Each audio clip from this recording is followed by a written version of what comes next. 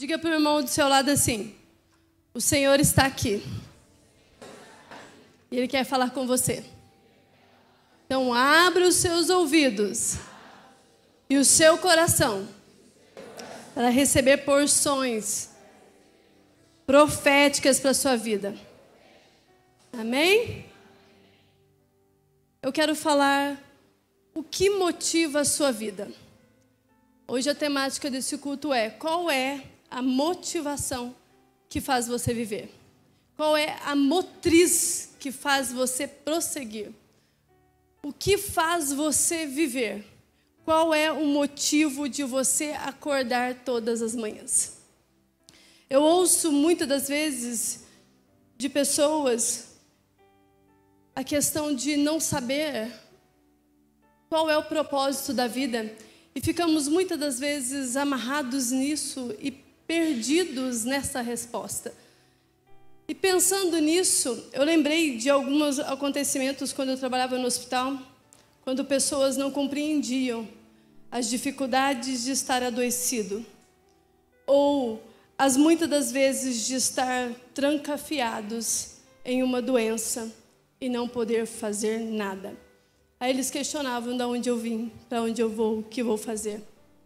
Talvez algumas pessoas entrou neste culto hoje com essa mesma pergunta: qual é a razão da minha vida? Qual é o motivo de eu existir? Por que eu vim nessa terra? E muitas das vezes as pessoas elas buscam respostas em coisas que elas podem ver ou palpar. O que o pastor Isaías falou hoje foi muito importante, porque fala de coisas que nós não podemos ver. E a resposta está justamente aí, em coisas que não podemos ver. A motivação da minha vida é em coisas que eu não consigo ver. Muitas pessoas pautam sua vida em uma religião, outras pessoas na política, outras em questões relacionadas a pensamentos, ideias, ideologias, outras em negócios, muitas em amor e paixões, outras por outras pessoas.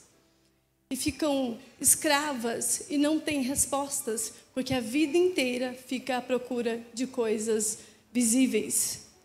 Outros buscam tudo isso nos prazeres, alguns nos prazeres sexuais, outros nos prazeres de ter muitas coisas, e ficamos, como seres humanos, à procura de uma resposta que está na fé, nas coisas que não se veem, nas coisas que não conseguimos ver. Muitos acham que a resposta está em sentimentos e ficam presos neles. Como assim, pastora? Em manias. Às vezes nós temos algumas manias e achamos que a resposta da nossa vida são nas nossas manias, nas nossas dependências.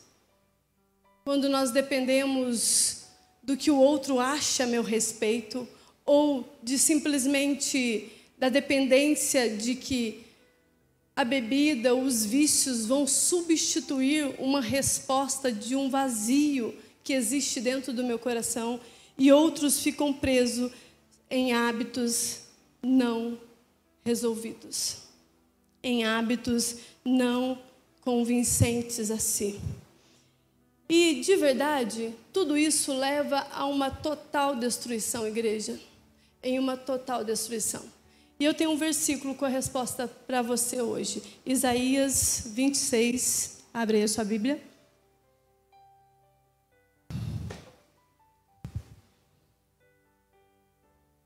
Verso 3. Um texto lindo, um versículo maravilhoso. Uma resposta para todas as minhas dúvidas e para todas as suas dúvidas. Um versículo extremamente completo. Por mais que a gente fale assim, nossa, mas parece que a minha compreensão não vem, mas é uma palavra bem revelada. Deus, Ele guardará em perfeita paz todos aqueles que confiam nele. Igreja, nós precisamos aprender a confiar em Deus. Nós precisamos aprender a confiar em Deus. Todas as vezes que nós falamos de propósitos, e aqui esse versículo deixa bem claro sobre o propósito, e o nosso propósito no Senhor é o tema deste versículo.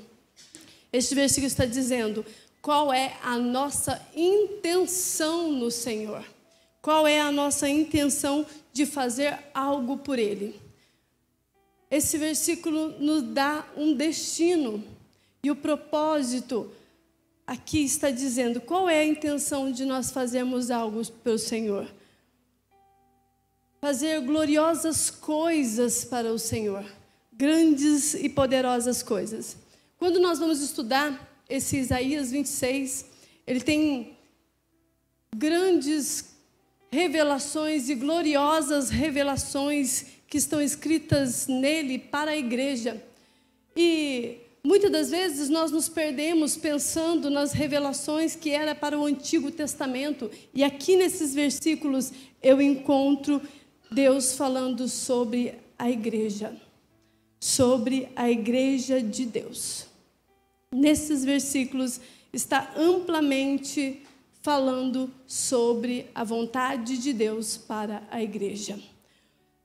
Quando nós lemos os versículos anteriores, ele fala de uma cidade forte. Amados, a igreja, ela é uma cidade forte. Entenda isso.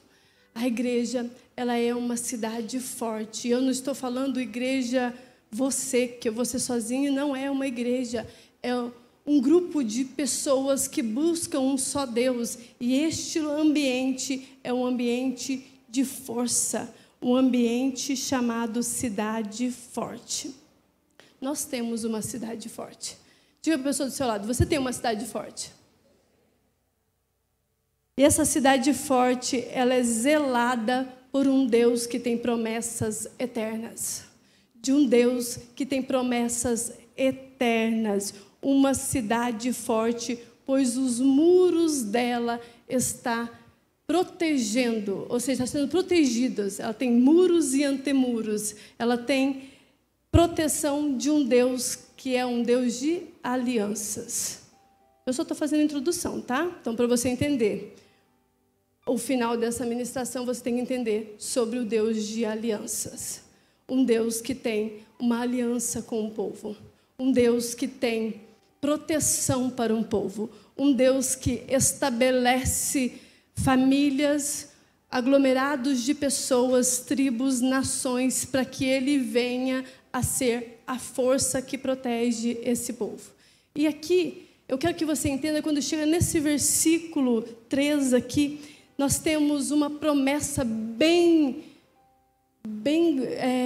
assim, exclamada, vou falar assim, uma promessa repetida, uma promessa falada sobre um sentimento que muitos de nós nos perdemos como igreja. Que muitos de nós, como seres humanos, nos perdemos. Por isso ficamos a pergunta de qual é o nosso propósito. E aqui ele fala assim: tu conservarás em paz. O nosso Deus conservará a igreja em paz. Entende isso? Deus conservará a igreja em perfeita paz. Em perfeita paz. Paz interior, paz exterior, paz na consciência, paz em todas as ocasiões, paz em todos os acontecimentos. Ou seja, uma shalom poderosa. Uma paz contínua, porque todas as vezes que a palavra shalom é anunciada nas Escrituras, está dizendo que nós temos uma paz contínua. A nossa paz, ela não cessa. E por que você vive em tanta confusão? E por que nós vivemos em tanta confusão e nos perdemos em meio aos conflitos desse mundo, em meio a fake news desse mundo, ou até mesmo a algumas palavras mentirosas que foram lançadas ao teu respeito individual? E hoje, como ministra de libertação que eu sou, eu vou anunciar para vocês que você é livre. Vamos lá. Você vai dizer assim: eu sou livre em Cristo Jesus. Aleluia. Aleluia. E nesta paz você estará. Entende isso? E nessa paz você estará. E esta paz, ela te possuirá, queridos. É sobre isso que esse versículo está dizendo. Aquele cuja mente estiver firme nele. Aquele que tem a sua mente confiante nele terá paz contínua. Terá paz contínua. Enquanto os maus rumores deste mundo vir, os maus anúncios, quando os rumores vierem a ser anunciados, aqueles cujos corações estão firmes, confiam no Senhor. Confiam, esperam tranquilamente cada evento. A gente não fica apavorado. Nós não ficamos desesperados com as notícias dos eventos, porque o Deus da paz habita dentro de você. Porque o Deus da paz fez uma promessa, e a promessa é: estarei com vocês até a consumação dos séculos. Isso fala de confiança, isso fala de fé. Quando nós olhamos as coisas, elas nos limitam, e não ficamos tranquilos. Quando você entende que Ele é o Deus da paz, que Ele é o Deus da igreja, que Ele tem muros e antemuros que protegem a sua igreja, nós entendemos que podemos tranquilizar o nosso coração e confiar que o Senhor vai cuidar de tudo sempre e para sempre. E a pergunta para você hoje é: o que motiva a tua vida? Pensa um pouquinho aí. Ah, pastora, a culpa. Às vezes, as pessoas chegam para mim e falam assim: eu me sinto condenado diante de tudo o que eu vivo, e se sentem culpados. Os anos passam, os dias passam, e ainda a pessoa está no passado, numa culpa constante, carregando um peso de culpa por causa de um passado que ainda permanece dentro de si. A busca de um perdão que já foi dado a eles, que já foi dado à pessoa. E não sei se você é essa pessoa que carrega esse peso de culpa, queridos. O peso da culpa, ela só vai te levar à destruição e à separação de um Deus que já venceu a culpa, que já comprou para você, que já te resgatou, que já te livrou de uma condenação eterna. Salmos 32, verso 2, está escrito assim: como é feliz aquele a quem o Senhor não atribui culpa. Oh, bem-aventurado é aquele que o Senhor não atribui culpa, não seja refém daquilo que se passou. Você que está na sua casa, não seja refém daquilo que já se passou. Igreja, não seja refém daquilo que já se passou. Isso fala de uma ausência de fé terrível, de uma escravidão terrível.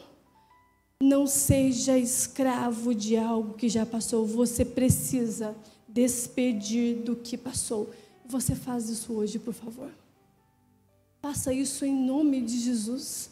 Em nome de Jesus. Deixe o teu passado lá atrás. Deixe essa história terrível que você viveu distante da presença do Senhor. Porque se você o reconheceu como seu único e suficiente Salvador, queridos, você já está em perfeita paz. Não existe culpa em você. A perfeita paz está em você. Ele conservará em paz aqueles cuja mente está firme em ti. Ele vai conservar a paz, querido. É uma promessa que está sendo dita aqui. E eu quero que você tome posse disso hoje. Eu quero que você entenda. Se uma vez você pede perdão, quando você confessa com a sua boca o pecado contra Deus. Quer que você entenda isso, tá? Quando você confessa com a tua boca o pecado que você teve contra Deus, esse perdão já é concedido porque você confessou ele. Porque você confessou. A Bíblia diz que Jesus apaga. E por que você continua querendo escrever uma coisa que já foi apagada? A igreja precisa viver os propósitos estabelecidos por Deus, mas ela não vive em perfeita paz. Ela vive as histórias que ela mesma quer escrever. E Deus tem um plano perfeito, já pronto, já definido. E Ele estabeleceu essa promessa dizendo: eu dou para vocês perfeita paz. Parem com as coisas antigas. Deixem elas. Não permita ser dirigido por essa culpa. Não permita. Não faça isso com você. Não faça isso com a igreja, com os seus irmãos. Porque se você vive ainda agarrado ao passado, os outros irmãos que estão no corpo chamado igreja, eles não conseguem promover aquilo tudo que já foi revelado a eles, e fica todo mundo preso um ao outro. Precisamos ser libertos da culpa. Precisamos, em nome de Jesus, que você entregue a sua culpa hoje no altar. Em nome de Cristo Jesus, que você que está aí na sua casa hoje me ouvindo, ou vai me ouvir depois, entrega todas as suas culpas para Jesus. Entenda isso, que se você entregar as culpas que você carrega, de pecados que já confessou, porque você precisa confessar, viu, querido?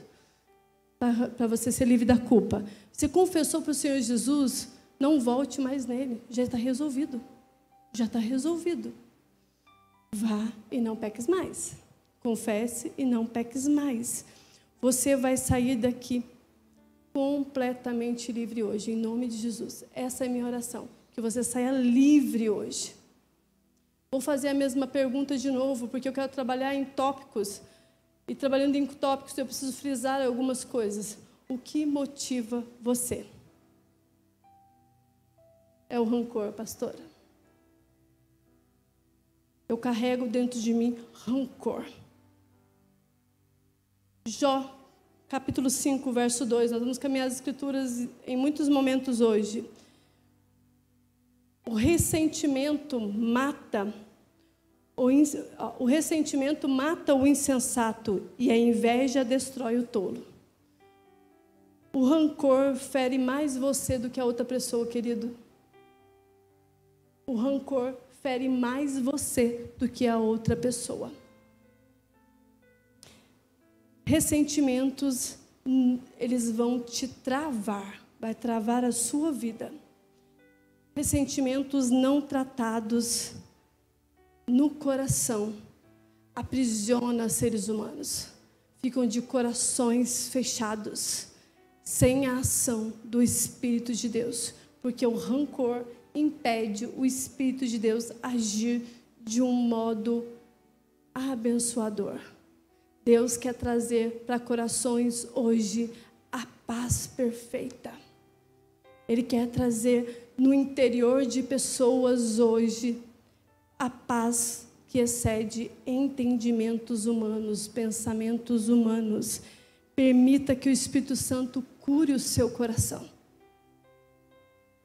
Permita que o Espírito de Deus cure o seu coração. Decida acabar com esse sentimento hoje. Decida isso. Faça isso por você, pela sua família, pela igreja, mas principalmente pelo seu coração.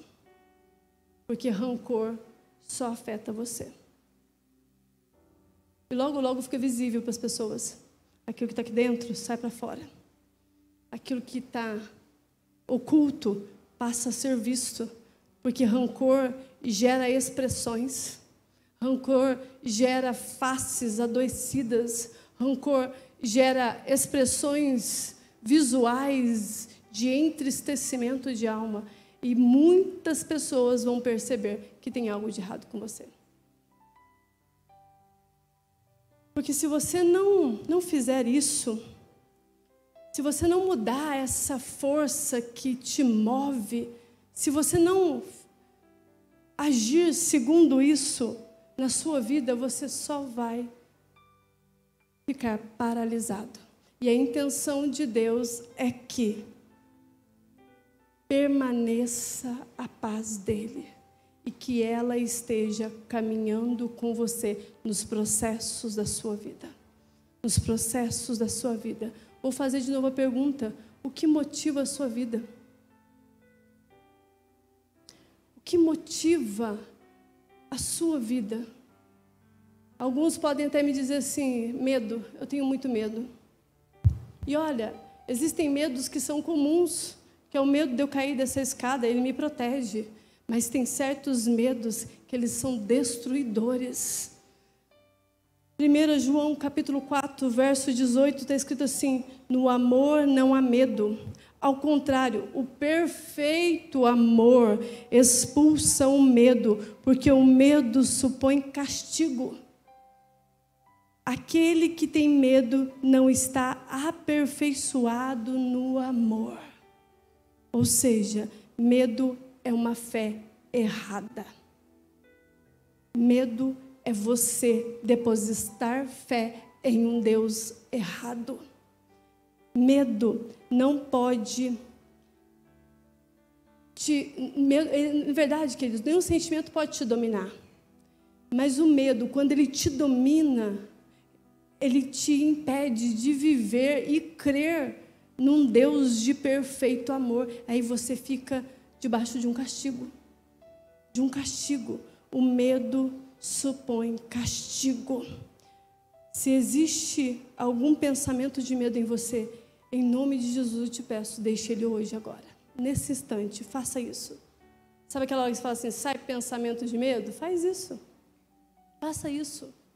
Eu tenho medo de ser traído, eu tenho medo de viver uma vida de relacionamentos, eu tenho medo do que o fulano pode fazer comigo, eu tenho medo de servir na igreja, eu tenho medo de impor as mãos nas pessoas, eu tenho medo de orar. Querido, se esse medo impede os propósitos de Deus na sua vida, é um medo que não é para a tua proteção, mas para a tua condenação. Porque se ele não te protege, ele te castiga e você vira escravo do medo. Então, que os teus pensamentos hoje, que os teus pensamentos como igreja, que os teus pensamentos como cristão sejam transformados pelo Deus Todo-Poderoso que está aqui, porque Ele é a perfeita paz. Ele é a perfeita paz. Pensamentos de Deus são infinitamente melhores do que os nossos, infinitamente maiores do que os nossos. Em nome de Cristo Jesus, lance fora esse medo com o amor de Jesus Cristo. Que o amor de Jesus invada a sua vida. Estou quase terminando sobre essa questão de sentimentos que nós temos que nos afastam de Deus, para podermos entrar nos tópicos tão importantes deste versículo. Mas olha, eu preciso falar isso com você, porque eu vejo muitas das vezes servos dessa casa, e olha, temos, acho que metade da igreja é servo dessa casa. Eu vejo em muitos momentos servos dessa casa sendo roubados com esses tipos de sentimentos, e eles não vivem os propósitos estabelecidos por Deus por conta desses tipos de sentimento. Mas também vejo nos membros dessa casa, em muitos momentos, uma face trazendo para fora algo que está lá dentro. E nós precisamos ser livres disso, porque se Deus, Ele disse para nós, como uma profecia para o mês de abril, que Ele quer alargar as nossas fronteiras, que Ele deseja que nós venhamos a expandir para a direita e para a esquerda, nós precisamos deixar algumas questões que são nossas, que nós não resolvemos. Por favor, Em nome de Cristo Jesus. Em nome de Cristo Jesus, deixa hoje a culpa aqui. Deixa o rancor aqui. Deixa esse medo. Por que você tem medo de confiar no Senhor? É tão simples. É só ir. É só fazer. É só tomar um passo de fé e dizer: Senhor, estou disponível. Senhor, eu deixo aqui no altar do Senhor as minhas mazelas, as minhas culpas, os meus ressentimentos. Eu deixo aqui no altar hoje tudo aquilo que me impede de viver verdadeiramente para Ti. E ser ousados como Jabes e dizer: me abençoa, Senhor, me abençoa. Eu preciso da Sua bênção. Eu preciso ser muitíssimamente abençoado. É simples. Mas por que nós nos prendemos assim? Porque ainda estamos presos no nosso passado. Porque ainda estamos envolvidos em passados não resolvidos, em histórias não terminadas. Bote fim hoje. Sabe aquele dia que você fala assim: e ponto, acabou. Ponto final. Agora, deixe o Espírito agir. O que motiva a sua vida, igreja do Senhor Jesus? Ah, pastora, o materialismo. Eu gosto de ter muitas coisas. Mateus, capítulo 6, verso 24. Ninguém pode servir a dois senhores, pois odiará um e amará o outro.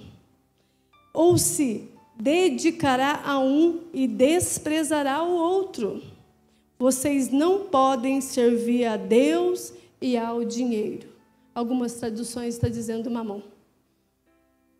O dinheiro, no ponto de vista espiritual, ele não é para ser o Senhor da nossa vida, mas que nós venhamos a ser senhores do dinheiro. O amor ao dinheiro é a raiz de todos os males, diz as Escrituras Sagradas. Mas se eu compreendo do jeito certo sobre a prosperidade bíblica, sobre aquilo que Deus está falando sobre ter coisas e ser próspero e ter dinheiro, você entender que o valor que você tem não te faz superior às outras pessoas. Entenda isso. Que o valor que você carrega em dinheiro não pode fazer você pisotear em outras pessoas. Na verdade, você não pode usar o dinheiro para manipular pessoas. Isso é pecado. Você não pode usar dinheiro para acumular, queridos. Isso está errado.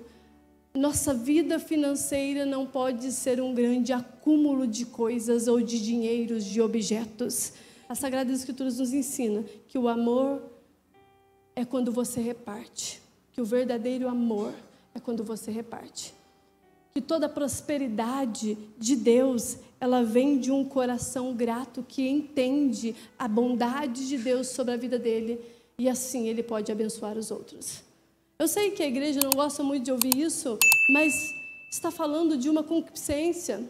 Está falando de algo que atravessa o olhar e vem para o coração. E se vem para o coração, passa a ser um hábito. Então a igreja precisa entender que a prosperidade é para que haja expansão do reino, para que haja expansão das coisas espirituais. As portas da igreja só permanecem abertas porque os céus se abrem, porque Deus se manifesta em poder de céus abertos. E aqui eu quero que você hoje coloque diante do Senhor se existe algo no teu coração, se existe algo que te faz buscar a felicidade no dinheiro. Pense mais sobre isso. Analise se você está gastando muito tempo para ter coisas e não está gastando o seu tempo para agradar ao Senhor. Comece a analisar a sua vida. Para você ser feliz, você precisa entender que viver em Deus é a melhor coisa, é a melhor opção. Só será feliz aquele que se importa com as coisas de Deus. Buscar felicidade em coisas, em objetos, nunca vão suprir. Pergunte para pessoas que já venceram isso, se elas foram felizes quando elas tinham muitas coisas, ou ficaram à procura de mais e mais coisas para suprirem. Faça essa pergunta. O segredo hoje é: proteja o seu coração do amor ao dinheiro. Proteja ele. Se eu estou ensinando isso, se as Sagradas Escrituras estão ensinando isso, é porque nós talvez estejamos vivendo assim. Seja contente no pouco ou no muito. Seja grato naquilo que Deus te deu, naquilo que Ele está suprindo. Biblicamente, você precisa fazer do seu dinheiro um estado de contentamento. Você precisa fazer do seu dinheiro um estado de contentamento. Você é contente, você é feliz com o que você tem. E as demais coisas, queridos, não serão acrescentadas, porque o reino dele é isso. O que motiva a sua vida? Qual é a força motriz que movimenta você? O que te movimenta como pessoa? O que te movimenta como ser humano? A aprovação, pastora. Eu sinto uma necessidade de ser aprovado. Isso está muito comum no meio dos adolescentes. Mas eu tenho visto isso também na idade adulta. Uma necessidade de ser aprovado, de ser aceito, de ser acolhido, de ser entendido, de ser compreendido. Uma necessidade de responder para as pessoas o que elas pensam de mim. Para que isso? Por que nós ficamos presos pensando, o que vão pensar de mim? O que vão pensar de mim se eu sair de saia longa na rua? Vão achar que eu sou de tal religião. Faz favor. O que vão pensar de mim? Se fosse para a gente pensar nisso, que as pessoas pensam da comunidade evangélica Filadélfia e Alfenas, querido, a liderança dessa igreja nem sairia de casa mais. A liderança dessa igreja não pensaria em sair de casa, porque às vezes eles dizem coisas que nós não somos, ou acrescentam coisas a nosso respeito que são mentirosas, e pensam coisas que eles não sabem. Alguns, às vezes, podem até falar algo a respeito da comunidade e acha que a gente vai ligar para isso? Não, nós não estamos à busca de aprovações humanas. Entenda isso, você não precisa ser aprovado por ninguém. Você não precisa ser aceito por ninguém. Isso é pressão. E é uma pressão terrível dentro de você, que te aprisiona. Sabe o que te faz fracassar nessa vida? É quando você tenta agradar todo mundo. O que faz você fracassar na vida é tentar agradar a todos. Você não vai agradar a todos. E você não precisa agradar a todos. Você tem que agradar aquele que te amou primeiro, que é Jesus Cristo, Senhor.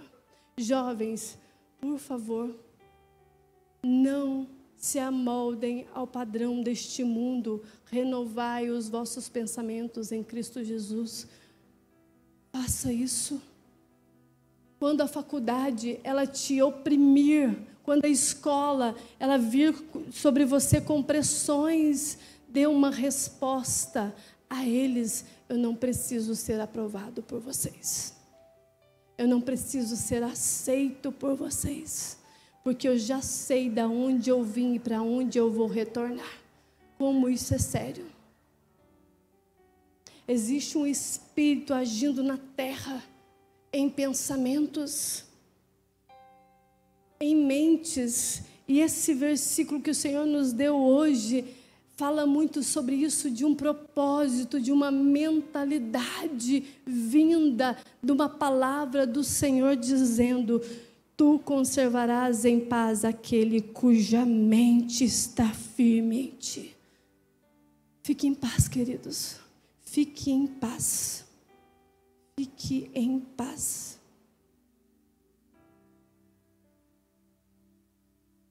Crentes, cristãos, a inveja, ela é um combustível para demônios oprimir pessoas. Em nome de Jesus, não tenha inveja do seu irmão.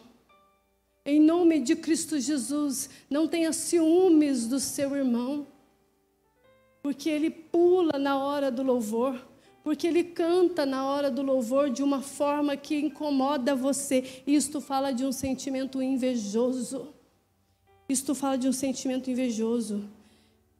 Ei, igreja, você é filho de Deus. Ei, igreja, você é o povo eleito, você é a geração eleita, o sacerdócio real, o povo adquirido, a nação santa. Vocês são filhos de Deus. Nós não podemos ficar assim. Você é salvo. Você é salvo, visitante, você é salvo. Porque você tomou a decisão de vir neste culto hoje para ver a face do leão da tribo de Judá que ruge nesse altar dizendo: eu estou com vocês até os últimos dias. Até a consumação dos séculos, vocês estão justificados, porque verdadeiramente eu derramei sangue por vocês. Vocês têm um selo, uma marca. Alguém morreu por vocês. E quem morreu é o Rei dos Reis, o Senhor dos Senhores, o Todo-Poderoso. Chega nos lugares, queridos, com a autoridade de filho. Nós chegamos nos lugares envergonhados do que somos, envergonhados do que Deus fez por nós. Sabe o que Deus faz? Eu acho isso maravilhoso, porque no Antigo Testamento tem muitos exemplos, e no Novo também, as Escrituras Sagradas inteiras têm testemunhos de crentes que venceram. De um Deus que fala assim: a chuva virá. De um Deus que fala assim: não terá chuva. De um Deus que fala: eu protejo vocês contra o inimigo. De um Deus que diz que nem os filhotinhos dos animais morreriam, porque ele estaria protegendo o seu povo. Ou seja, a igreja é uma cidade forte. A igreja, ela é protegida por um Deus poderoso. Ela está envolvida por palavras de um Deus de promessas, de um Deus que é provedor, de um Deus que provê cordeiro, de um Deus que provê bênçãos, de um Deus que provê chuva, de um Deus que provê céus abertos, quando em muitos lugares os céus estão fechados e o sol não bate e a luz não vem. A igreja é o refúgio secreto dos crentes. Isso é ser aprovado por homens, queridos. Às vezes a procura de aprovação está errado. Ser aprovados por homens é quando você tem um testemunho da tua boca para dizer: o Senhor tem feito na minha vida. O Senhor derramou chuva quando eu orei. O Senhor libertou o meu esposo quando eu orei. O Senhor libertou a minha esposa quando eu orei. O Senhor respondeu em milagres quando eu clamei Ele no dia da minha maior angústia. O Senhor me deu sono pleno durante uma noite inteira, quando os dias de angústia tomou meu coração. Quando os dias mais temíveis tomaram a minha mente, o Senhor disse que eu era amado, que a morte não foi em vão, mas que a ressurreição trouxe vida e um selo e uma marca, para que nos últimos dias eu viesse a ser livre da condenação eterna. Queridos, a morte de Jesus, ela é poderosa. A ressurreição de Jesus trouxe vida e vida a todo aquele que crer. E eu espero que você seja um crente em Jesus. E o meu desejo é que você que ainda não se converteu, aceite Ele nessa noite e reconheça a bondade, a fidelidade, a grandeza desse Deus que é com você. Desse Deus que é conosco e que transforma nossos pensamentos em pensamentos de paz, em pensamentos de esperança. Reconheça a aliança que Ele fez com você. Faça isso hoje. Reconheça. Em nome de Jesus, não seja conduzido por aquilo que as pessoas pensam ou falam de você. Não seja. Seja movido pelo propósito de Deus. Pelos pensamentos de Deus. Vamos lá. Eu vou agora falar com vocês. Vou tratar em pontos. Eu não costumo fazer pregações assim, mas hoje eu decidi porque eu vi pontos nesse versículo e eu achei interessante eu trazer como pontos. Primeiro deles, ser motivado pelos propósitos de Deus, ele vai, primeiro ponto, dar sentido para a sua vida. Então, ser movido pelos propósitos de Deus vai dar sentido para a sua vida. Esse é o primeiro ponto. Abra sua Bíblia em Jeremias 29, verso 11. Porque sou eu que conheço os planos que tenho para vocês. Isso é uma palavra revelada, queridos. Essa é uma palavra de conhecimento. O Senhor deixou aqui, nesses versículos, uma palavra de conhecimento. Qual que é a palavra de conhecimento que nós temos aqui? Porque sou eu que conheço os planos que tenho para vocês. Isso nos faz conhecer as Escrituras, conhecer a revelação do Senhor. Diz o Senhor, planos de fazê-los prosperar e de não lhes causar dano, planos de dar-lhes esperança e futuro. Se você entrou aqui hoje perguntando qual é o sentido da tua vida, a resposta é: Deus tem planos para você. Deus tem planos para você. Jeremias traz essa revelação para mim e para você, para te fazer conhecido o Deus que planejou a sua vida. Você tem um propósito em Deus. Em Deus. E por isso a sua vida, ela vai ter sentido a partir desta revelação. Ok? Deus irá revelar tudo isso no processo. Porque, queridos, quando o povo de Israel estava lá no deserto, Deus poderia ter revelado todas as coisas já no começo, quando eles estavam ainda escravos na terra do Egito, mas Deus quis revelar no processo da caminhada, porque se Ele revelar tudo ao seu povo, o povo morre. Deus não revela tudo para você de uma vez porque você não suporta, porque a tua mente ainda permanece escrava de algumas questões que você traz do seu passado, de algumas questões que você não resolveu lá atrás. Uma igreja que vive do passado não entende a plena revelação de quem Jesus é. Quero que você saia daqui hoje com esse versículo no seu coração. Deus tem planos de fazer você prosperar. Deus tem planos de fazer você vencer. E nada disso vai te causar dano. Os planos dele é de esperança e de um excelente futuro. No processo, você vai aprender quem é o seu Deus. Então, viva os processos. Viva as etapas de conhecer Deus. Quando você pula as etapas e traz consigo o passado e fica carregando aquilo, você perece, cansa no meio do caminho e desiste da fé. O processo te leva a conhecer Deus numa fé fortalecida, numa fé invisível, mas real, que você palpa os testemunhos, que você conta os milagres diários que Deus está fazendo, como o povo de Israel.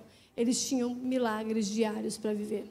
Existia nuvem, existia coluna de fogo, existia pão todos os dias, porque o milagre era diário. É crer num Deus diariamente, sem excesso de passado e sem excesso de futuro. Sua vida só faz sentido se você ouvir Deus. Eu já falei isso tantas vezes aqui. Quem vem às quintas-feiras cansou de me ouvir falando isso. Nós precisamos ouvir Deus. Nós precisamos ouvir Deus e orar corretamente. Já me fizeram uma pergunta uma vez. Por que nós oramos em línguas? Para que as suas orações sejam oradas corretamente. Como assim? Você vai lá e faz um pedido. Senhor, me dá isso. Aí você ora em línguas. Uma oração ao qual só você e Deus está conversando. Ninguém pode. Na verdade, ninguém interpreta, ninguém está ali para isso, porque ela é para a sua própria edificação. Era como se o Espírito organizasse a rota da oração. Aí quando você ora em línguas, você expressa o Espírito e aí ele corrige a sua oração. Senhor, me dá isso. Aí o Espírito fala assim em línguas. Dá isso não que eu vou bater o carro. Dá isso não que eu vou fazer isso. Entendeu? Dá isso não que vai dar tudo errado. Orar em línguas é para a sua própria edificação. O Espírito está organizando a rota. Ele está colocando as coisas em ordem. Por que que a igreja do Senhor Jesus não está orando em línguas? O Espírito quer organizar rotas e você precisa desejar o batismo com o Espírito Santo. Nós precisamos desejar falar línguas espirituais para que possamos comunicar o Espírito com o Espírito e o Espírito organizar as rotas das nossas orações erradas. Aí você critica aquele que ora. Aí você bota o defeito naquele que faz, mas Deus está movendo os céus por meio daquele que está sendo organizado nas suas rotas, por meio da oração em línguas. Ah, mas nem todo mundo vai orar em línguas. Tudo bem, não é sobre isso que eu estou falando. Eu estou dizendo que você precisa desejar orar corretamente. Eu estou dizendo que você precisa desejar o Espírito Santo com o seu dom espiritual, para que você venha a ser capacitado a viver uma rota certa, uma rota espiritual e menos carnal, uma rota mais santa e menos distante do Senhor. Deus é quem sabe os planos que Ele tem. E os planos deles são perfeitos. Eles são perfeitos. Quando fala de oração em línguas, eu lembrei agora do apóstolo Paulo dizer: eu louvo a Deus porque eu oro mais em línguas do que vocês. Eu louvo a Deus porque as minhas rotas estão sendo organizadas mais do que vocês. Queridos, nós precisamos viver os planos perfeitos de Deus para a nossa vida aqui na terra, enquanto estamos em aflições. Tem uma igreja nos Estados Unidos, eu tenho problema com nomes, viu, gente? Não vou lembrar o nome. Mas tem um podcast de um pastor de lá, e ele fala, e a igreja dele é uma igreja ao qual sinais e maravilhas acontecem muito. E é uma igreja em que muitos são curados de câncer.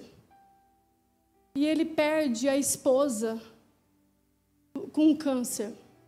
E no outro dia ele faz um podcast, e no podcast ele diz assim: que as melhores dádivas da vida é você buscar Deus em meio às aflições. Porque no céu não haverá isso. Aqui você tem o privilégio de buscar Deus em meio às suas corrupções, em meio às suas falhas, em meio aos seus erros, em meio às grandes tribulações e dificuldades. E isso viralizou nos Estados Unidos, já faz um bom tempo isso. Viralizou e virou um caos nacional a fala dele, mas faz todo sentido. Para ele, talvez ele tivesse pedido que a esposa viesse a ser curada e Deus não quis, mas no processo ele conheceu o Deus dele. Ele conheceu os planos de Deus para a vida e para a esposa dele. Queridos, nós precisamos nos processos da nossa vida conhecer Deus. Conhecer Deus. Deus é quem sabe os planos que Ele tem. São planos de nos fazer prosperar. São planos de não nos causar dano.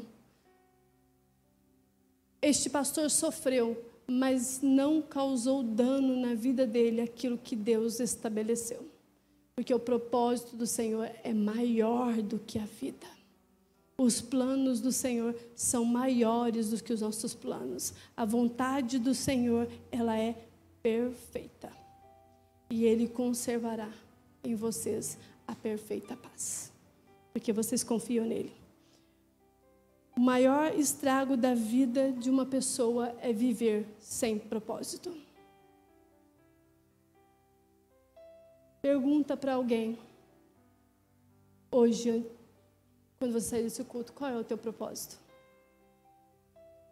A resposta é viver a vontade perfeita de Deus e permanecer em perfeita paz, porque eu confio nele. Segunda coisa que eu tiro deste versículo, ser movido pelos propósitos de Deus vai trazer esperança para vocês. Eu tenho 2 versículos para citar. Efésios 3:20, aquele que é capaz de fazer infinitamente mais do que tudo o que pedimos ou pensamos, de acordo com o seu poder, que atua em nós. Salmos 25, verso 3, nenhum dos que esperam em ti ficará decepcionado. Seja movido pelos planos de Deus. Não vou me demorar nesses versículos, porque eles mesmos por si já estão dizendo sobre a esperança que nós temos. Terceiro tópico que eu quero falar com vocês. Ser movido por Deus vai simplificar a sua forma de viver. Isaías 26:3, que nós lemos aqui, e eu vou repeti-lo, está escrito assim: Tu, Senhor, guardarás em perfeita paz aquele cujo propósito está firme, porque em ti confia. A sua vida tem um resumo. Entenda isso, a sua vida tem um resumo. Qual que é o resumo? Fazer a vontade de Deus. O resumo da vida de um cristão é fazer a vontade de Deus. Quando você compreende isso, na sua mente, você tem uma paz muito profunda. Como no início do culto eu falei. Uma paz profunda, um nível de santificação que sobe, que sempre sobe. Eu me santifico cada vez mais. Em tudo eu sou modificado em meus pensamentos. Em tudo. Simplifique a sua vida, entendendo isso.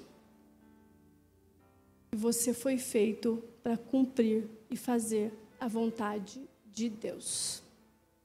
É sobre isso ser cristão. É sobre isso ser crente.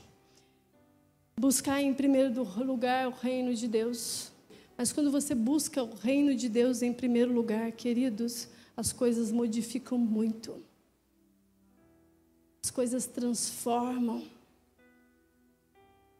Quarto tópico dessa noite. Viver motivado pelos propósitos de Deus vai direcionar a sua vida. Salmos 23 diz: o Senhor é o meu pastor e nada me faltará. Ele me conduz. Deus, Ele conduz os seus passos e os teus caminhos.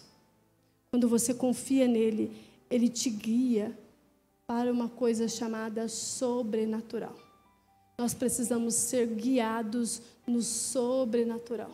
Nós precisamos ser guiados por um Deus que tem amor pelo seu povo, que tem carinho pelo seu povo, que tem afeição pelo seu povo, que tem uma aliança inquebrável com o seu povo. Nós precisamos entender que é Ele quem nos conduz aos caminhos que precisamos, aos lugares que tanto necessitamos. As necessidades humanas que tanto procuramos está naquele que conduz a vida. e que é o bom pastor das nossas almas, que é Jesus Cristo. Os céus estão abertos para o povo que confia nele. Entenda isso. Eu quero chamar isso por ti para me finalizar. Quinto tópico. Viver motivado por Deus vai ajudar você a se preparar para a eternidade. O pastor começou isso e a canção que eles cantaram antes de nós ouvirmos as Sagradas Escrituras está falando sobre isso. Não se acostume com essa terra, querido. Não se acostume com ela. Nós estamos de passagem aqui. Você vai viver uma vida eterna com o Senhor. Você vai viver uma vida inteira com o seu Pai. E o culto é sobre isso hoje. Você tem uma vida inteira para viver com o Senhor. Começa aqui na terra.